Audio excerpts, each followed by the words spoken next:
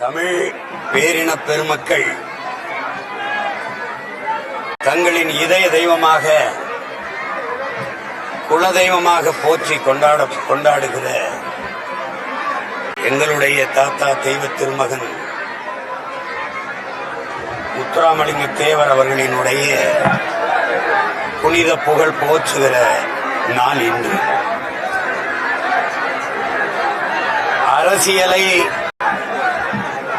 வியாபாரமாக்க கூடாது. பதவி என்பது மக்களுக்கு சேவை செய்யத்தான் என்கிற எண்ணம் கொண்டவனிடத்தில் அதிகாரம் இல்லை என்றால் மக்களின் நலன் என்பது கனவாகி போய்விடும் என்று அறிவுறுத்திய அறிவு பேராசான், உண்கிரகை உயர்ந்தது உழைக்கிறகை தாழ்ந்தது என்ற எண்ணம் எவருக்கும் இருக்கக்கூடாது. இறைவனுக்கு முன்பு இருகரமும் இணைத்து குவித்துத்தான் வணங்குகிறோம். அதனால் மனித பிறப்பில் உயர்வு தாழ்வு பாராட்டக்கூடாது.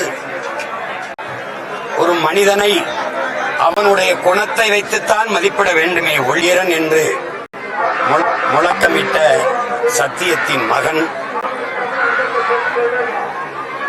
எளிமை, உண்மை, நேர்மை, தூய்மை எல்லாவற்றையும் தன் வாழ்க்கையில் கடைபிடித்த ஒரு மகான். வையத்துள் வாழ்வாங்கு வாழ்பவன் வானுரையும் தெய்வத்தில் வைக்கப்படும் என்று எங்களுடைய மறை வள்ளுவ பெருமகனார் போதித்த அந்த மறைமொழியில் கூறியது போல, ஒரு மனிதன் வாழுகிற போது சிறப்பாக மற்றவர்களுக்கு பயன்படுகிற ஒரு வாழ்க்கையை வாழ்ந்தால் அவன் தெய்வமாகலாம் என்பதற்கு சான்று எங்களுடைய தாத்தா தெய்வ திருமகன் அவர்கள். தன் வாழ்க்கையை அப்படி வாழ்ந்து காட்டிய ஒரு மனித புனிதர். ஒருவனுக்கு பிறப்பு சாதாரணமாக இருக்கலாம், ஆனால் அவன் இறப்பு, அவன் மறைவு சரித்திரமாக இருக்க வேண்டும் என்ற புரட்சி மொழி பொன்மொழிக்கு ஏற்ப எங்களுடைய தாத்தா தெய்வ திருமகன் அவர்கள் வாழ்ந்து காட்டி தன் வாழ்க்கை வரலாற்றை வருங்கால தலைமுறை பிள்ளைகளுக்கு படித்து பயணிக்கக்கூடிய பாடமாக தந்தவர், பாதையாக தந்தவர். அவருடைய புகழ் போற்றுகிற இந்த புனித நாளில் அவருடைய பேர பிள்ளைகள் பெருமிதத்தோடும் திமிரோடும் எங்கள் புகழ் வணக்கத்தை செலுத்துவதில் மகிழ்கிறோம். இந்நன்னாளில் உறுதி ஏற்கிறோம்.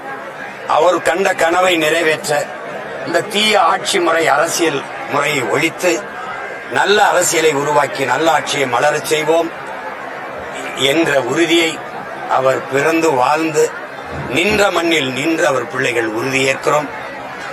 எங்களுடைய புகழ் வணக்கத்தை செலுத்துகிறோம். நன்றி, வணக்கம்.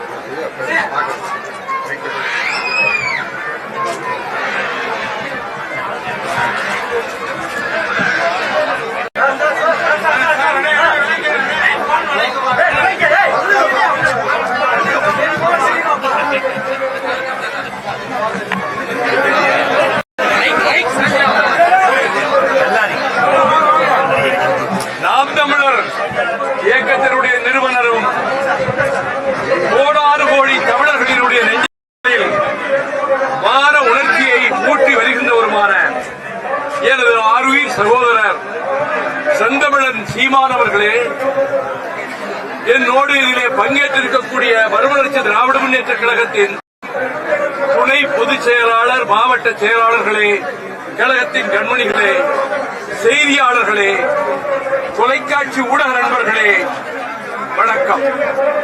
1965ஆம் ஆண்டில் மாநில கல்லூரியில் மாணவனாக இருந்தபோது முதலாக இந்த பசும்பொன்னுக்கு வந்தேன்.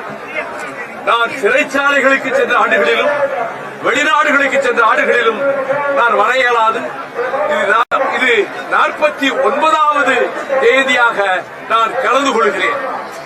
பசும்பொன் தேவர் திருமகனார் மீனாட்சி அம்மன் ஆலயத்துக்குள்ளே தலித் மக்கள் பிரவேசிப்பதற்கு வைத்தியநாத ஐயருக்கு பக்கத்துணையாக அறிக்கை விட்டு கலவரம் செய்ய யாராவது நினைத்தால் அடியேனும் நான் ஆலயத்துக்குள்ளே வருவேன், விளைவுகளுக்கு நீங்களே பொறுப்பு என்று ஒரு அறிக்கை விட்டார். யாரும் தடுக்க முன்வரவில்லை. இந்த வட்டாரத்திலே இருக்கக்கூடிய தேவேந்திர குல மக்கள் பலருக்கு அவருடைய பூர்வீக நிலைகளிலே உழுது பயிரிட்டுக் கொள்ள அனுமதி கொடுத்தார். தமிழ்நாட்டில் அதிக ஆண்டுகள் பிரிட்டிஷ் சிறைச்சாலைகளிலே இருந்தவர்களில் முதன்மையானவர் பசும்பொன் தேவர் திருமகனார் ஆவார். நான் சின்னஞ்சிறு வயதில் 9 வயதாக இருக்கும் போது எங்கள் பகுதியில் சுற்றுப்பயணம் வந்த அவர்கள் பசும்பொன் தேவர் திருமகனார் என் இல்லத்துக்கு வந்தார். என் தந்தையாரை சந்தித்து நீங்கள் காங்கிரசுக்கு வேலை செய்யக்கூடாது என்று சொன்னார். அதன்படி அவர் வேலை செய்யவில்லை. அப்பொழுது என் மனதிலே அந்த சிம்மம் போன்ற தோற்றம், பிடரி சிகை அப்படி சுருண்டு இருக்கும் ஆஜானுபாகுவான தோற்றம். அவருக்கு அருமையாக சிலம்பம் தெரியும். ஒரு முறை அவர்களுடைய வண்டியை எதிர்த்தரப்பினர் மறித்த போது அவரே இறங்கி சிலம்பக்களியை வாங்கி அனைவரையும் விரட்டி அடித்த உடல் வலிமையும் கொண்டவர்.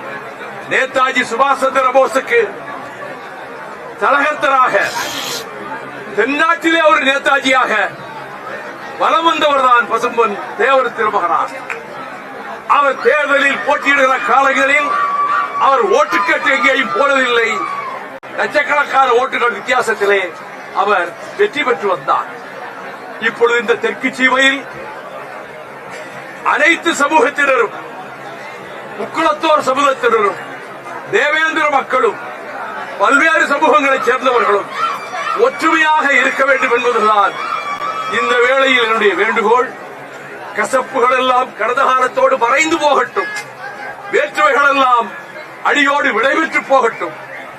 அனைவரும் யாதும் ஊரே யாவரும் கேளு என்பது போல சகோதர மாசத்தோடு இணைந்திருந்து வேளாண் பெருமக்கள், நிலத்தை நம்பி உழுது பயிரிட்டு வாழ்கின்ற விவசாய பெருமக்கள் நிறைந்திருக்கக்கூடிய இந்த மண்டலத்தில் அமைதியும் சகோதரத்துவமும் சமத்துவமும் சமூக நீதியும் ஓங்கி பெருகட்டும்.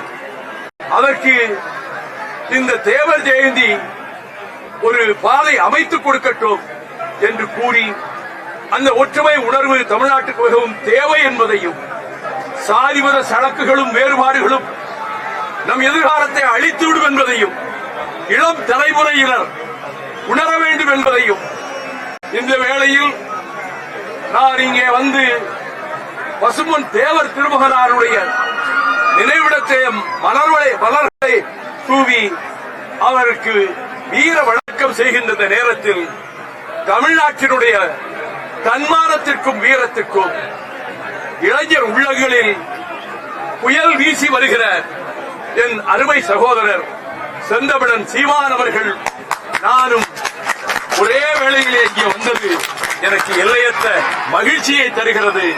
அவரது முயற்சிகளும் வெற்றி பெறட்டும் என கூறி விடைபெறுகிறேன். நன்றி, வணக்கம்.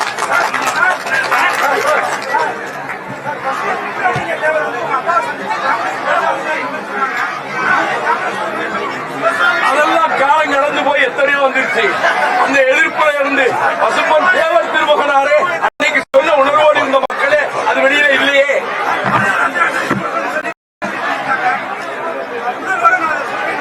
நானும் போகி சொல்றேன், பாரத ரத்னா விருது வழங்கப்படட்டும். ஆமா, அவர் ஆஸ்பத்திரியில் இருக்கும்போது கூட அவர் வந்து பார்த்தாரு. அவருக்கு உடம்பு சரியில்லைன்னா கவலையோட நான் அவர்கிட்ட பேசுவேன். நானே எங்க அண்ணன் தான். அம்மா இறந்ததுக்கு 2 பேரும் கொண்டா நின்று பேட்டி. ஆமா, கடிக்கப்பட்டு வீட்டுக்கே எங்க அம்மா இருந்தப்ப ராத்திரியோட ராத்திரியா சீமார் வந்துட்டாரு.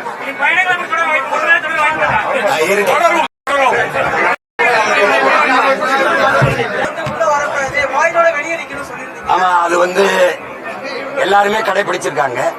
திமுக கொடி மட்டும்தான் இதுக்குள்ள இருக்கு. நீங்க பாக்குறீங்க வாழைத்தாறு வந்து உங்களுக்கு தெரியுது. அந்த கரும்பு வாழைத்தாறுலாம் என் மக்களை வந்து அதே எங்க தாத்தா கோயில்ல வந்து கும்பிட்டு போகும்போது பிச்சுக்கிட்டு போறது ரொம்ப அசிங்கமா இருக்கு. அவர் வாழ்நாள் முழுக்க இருந்த சொத்தெல்லாம் கொடையா கொடுத்து வாழ்ந்த ஒரு வள்ளல். அங்க இடத்துல எங்க மக்கள் வந்து வாழைத்தாரையும் கரும்பையும் பிச்சுக்கிட்டு இருக்கிறது உங்களுக்கு எவ்வளவு கண்ணியமற்றதா இருக்குதுன்னு பாருங்க. அவரை பெருமைப்படுத்ததா இருக்காது, சிறுமைப்படுத்துமா இருக்கு. இந்த வாழை மரம் கட்டி வரவேற்கிறது யார சொல்லுங்க? சாதாரண மனிதருக்கு. ஒரு கோயிலுக்கு வரும்போது மனிதனுக்கு இவ்வளவு வரவேற்பு. கொடி நீங்க வளைவுக்கு அங்க கட்டிக்கிறீங்க, கோயிலுக்குள்ள நீங்க கட்டக்கூடாதுங்கிறதா என்னுடைய கோட்பாடு. இப்ப எல்லாருமே அங்கே நிறுத்திட்டாங்க. திமுக கொடி தான் இருக்கு. இந்த வாட்டி இந்த வாழை தாரோடு கட்டாம வெறும் வாழை மரத்தை கட்டிருக்காங்க. எப்படியும் கட்டுவோங்கிறீங்க. அது அது இது குறைக்கணும், வருங்காலங்களில் குறைக்கணும். நீங்க ஆத்துல அழகரை இறங்கும் போது பல லட்சக்கணக்கான மக்கள் கூடும்போது நீங்க கட்சி கொடி கட்டுவீங்களா? இப்ப திருச்செந்தூர்ல இப்ப நடந்தது, திருமணம் நடந்தது. அதுல திருக்கல்யாணத்துல நீங்க கட்டினீங்களா சூரசம்ஹாரத்துல எல்லாம்?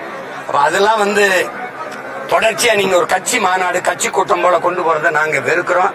இதோட இந்த ஆண்டோட நிறுத்திக்கணும். அப்படிலாம் தேவையில்லாம நாங்க பிடுங்கி வீச அது தேவையற்ற கலவரங்களை உருவாக்கும். அதெல்லாம் ஆட்சியாளர்கள் செய்யற அட்டுழியம். நீங்க நினைச்சு பாருங்க, இதெல்லாம் தேவையா? நீங்க கோயிலுக்குள்ள இப்படி வர்றது நேர் எதிர்கொள்க. இப்ப என் தாத்தாவுக்கு தங்க கவசம் சாத்தினதை நான் வெறுக்கிறேன். அவர் இருந்தா நீ சாத்திருப்பியா? வாழ்நாள்ல நான் கூட சின்னதா ஒரு மோதிரம் போட்டிருக்கேன். ஒரு பொட்டு தங்க அணியாத ஒரு மகான் அவரு. சிலுக்கு சிப்பா போட்டதை தூக்கி வச்சுட்டு கதருக்கு எளிய மகன்.